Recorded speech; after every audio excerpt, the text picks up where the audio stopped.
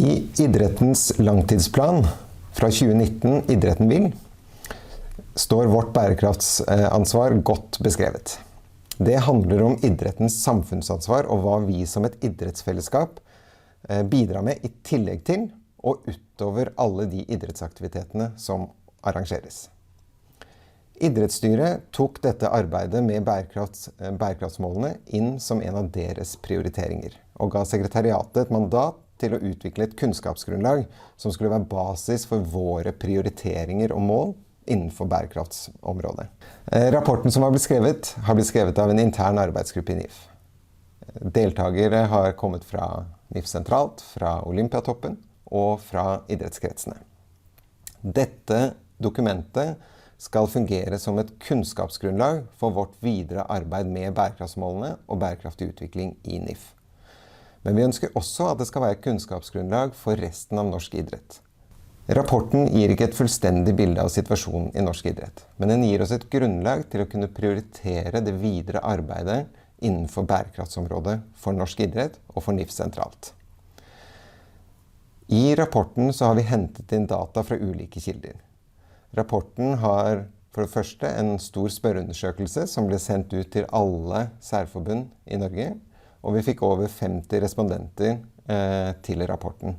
Det ga oss et godt blikk inn i hverdagen i særforbundene, og hvordan de jobber med bærekraft, og hvilke krav og ønsker de har for et videre samarbeid på dette området.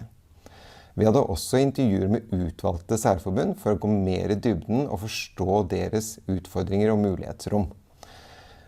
Et annet viktig område som vi ønsket å få innsikt i, det var de ulike kompetansemiljøene rundt om i Norge, som sitter på enten konkret forståelse og informasjon om bærekraft i Norge, men også der hvor det var likheter eller jobber med både idrett og bærekraft. Det siste området vi søkte informasjon fra var faglitteratur, rapporter og artikler. Dette er et område som er i sterk utvikling.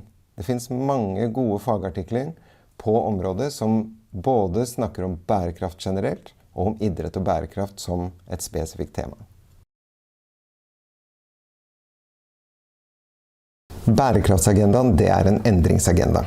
Det ligger i premisset at vi skal gjøre en innsats for å endre den kursen vi er på, og da må alle bidra.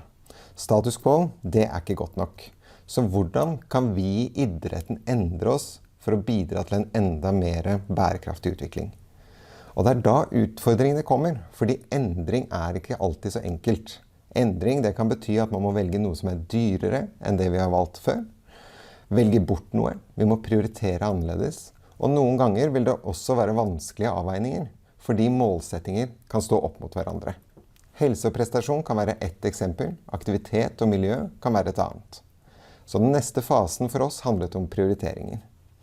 Med dette kunnskapsgrunnlaget på bordet kunne vi i NIF nå starte arbeidet med å se hvordan vi på best mulig måte kan bidra til en mer bærekraftig idrett. Første steg var å se hvilke mål vi har størst mulighet til å påvirke i positiv retning, eller hvilke mål som vi kan jobbe med for å redusere vår negative påvirkning.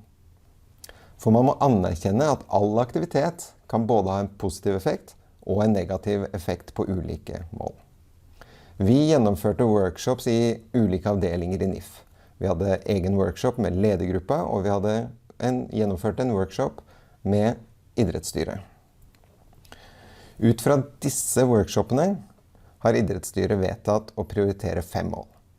Mål 3 om god helse og livskvalitet. Mål 5 om likestilling mellom kjønnene. Mål 10 mindre ulikhet. Mål 12 ansvarlig forbruk og produksjon. Og mål 13 stoppe klimaendringene.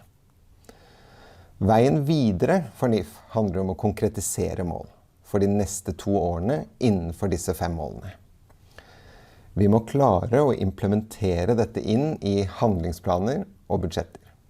Hvis dette ikke blir så konkret at det er relevant for alle som jobber i NIF, så vil ikke vårt bærekraftsarbeid være spesielt effektivt.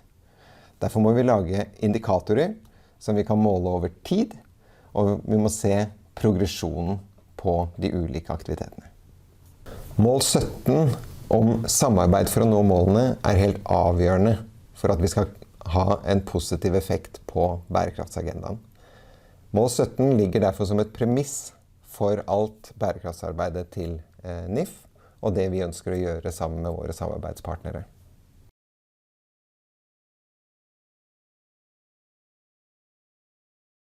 Veien videre for NIF handler om å konkretisere mål som er relevante for idretten for de neste 2 årene, innenfor disse 5 prioriterte bærekraftsmålene. I tillegg så må vi finne indikatorer som vi kan måle over tid, som viser progresjonen i arbeidet vårt. Dette er utfordrende fordi man internasjonalt har indikatorer som er ment for stater når de skal rapportere til FN. Vi må gjøre det relevant for idretten. Vi må vise hvordan vi som en idrettsbevegelse bidrar til bærekraftsmålene gjennom våre aktiviteter, gjennom våre handlinger og våre prioriteringer. Det kommer til å være den største utfordringen i denne fasen av arbeidet.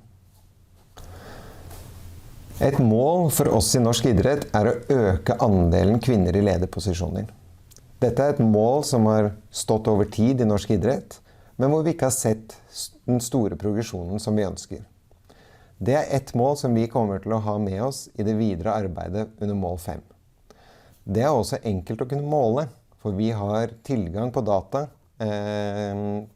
på valgte lederposisjoner i norsk idrett. Så mål 5 om likestilling mellom kjønnene, det konkrete målet vårt vil være kvinner i lederposisjoner, og vi kan måle det over tid for å se om vi har progresjon på dette målet.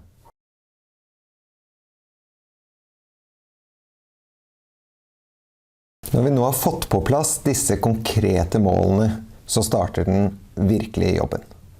Det er nå vi skal implementere dette arbeidet i handlingsplaner og budsjetter. Det handler om eierskap. I tillegg så har vi som en paraply ansvar for å sikre at særforbund og idrettskretser også har tilgang på verktøy og kompetanse som gjør at deres bærekraftsarbeid blir både enklere og forhåpentligvis bedre. Det er kun når vi får med oss hele Idretts-Norge at vi kan se kraften i idrettens påvirkning på bærekraft. NIF sentralt er en liten aktør, idretten i Norge er en gigantaktør, og det er da vi kan se endring.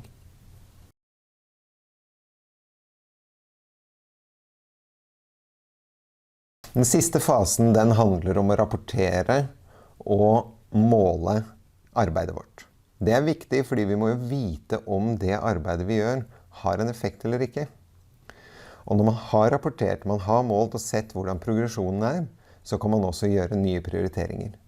Ønsker vi å fortsette å jobbe med dette fordi det fortsatt er store utfordringer innenfor feltet vi jobber? Eller skal vi nå bevege oss over på andre områder hvor vi ønsker å prioritere annerledes, sette nye mål og implementere det arbeidet inn i vårt arbeid? Denne modellen den er en sirkulær modell. Den stopper aldri fordi vi som organisasjon, vi stopper aldri å utvikle oss. Og derfor må vi måle, sikre at vi prioriterer og sette nye mål kontinuerlig.